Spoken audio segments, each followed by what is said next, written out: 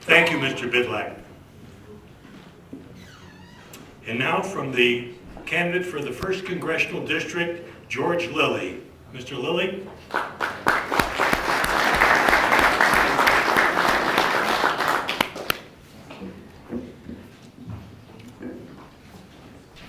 No greater love is there than a man lays down his life for his neighbor. And if we're going to lay down our lives for our neighbors, let's do it constitutionally. We've had a lot of political wars that haven't been fought to win. We need a congressional declaration of war according to the Constitution.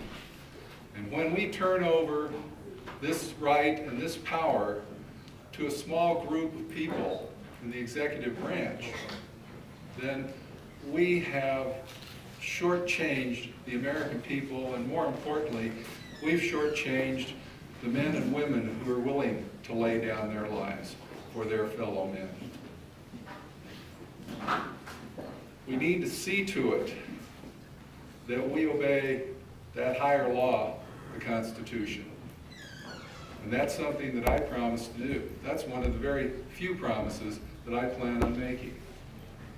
Now, I'm a second-generation native Denverite, and my wife and I homeschool our kids, and we appreciate having that liberty. And I want to keep that liberty, and I will fight to keep that liberty. Now, I must confess, even though I got an honorable discharge from the Army, the military was not my cup of tea. So I'm glad to be in the private sector. But I certainly support anybody who is over in Iraq. I've got a son-in-law headed back there in December. I've got a nephew who got his leg blown off and his gut ripped open over there. And something that particularly distresses me in that regard is what his mother had to do. You all know the story of people being denied care because of Agent Orange or post-traumatic stress syndrome or whatever things have happened. My nephew was in critical condition for many, many weeks. And his mother was so terrified at losing her son that she went to Walter Reed, where all of you have seen the cockroaches, the peeling paint, and all that kind of stuff. And she walked through the entire process to see to it that he got the care that he needed. And if she hadn't done that, he wouldn't have survived. But that shouldn't have to be the case. But we have a lot of people in Congress that are trying to take care of everybody. They want to hold everybody's hands. But at the federal level, the only people the federal government should be taking care of is federal employees, which includes the military.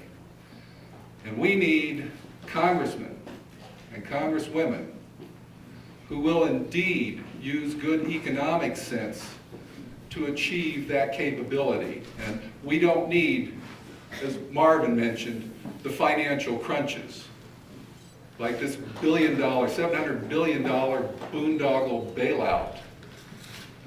And you can go back last Saturday and look at the Rocky Mountain News and see where the Financial Services Modernization Act, which was voted on in 1999, is classified by the Rocky Mountain News as the catalyst for causing all of our financial problems now.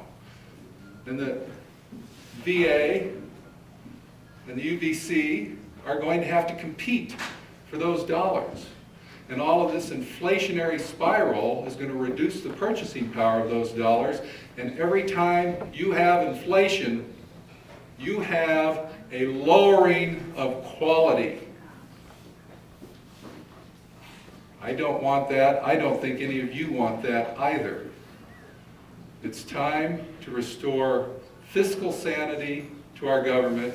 It's time to stop spending, borrowing, and printing so much money that we put ourselves into financial oblivion. Let's get our priorities right And as far as I'm concerned, the military has been misused and abused beyond belief. And these are the people who the federal government should really be taking care of. I look for your vote in Denver. I certainly concur with my incumbent opponent that we need to take care of people's problems. But she doesn't understand economics. And you gotta have the money to pay the bill. Vote for me. You have my assurance that that money will be there, because fiscal responsibility will be my paramount important objective. Thank you.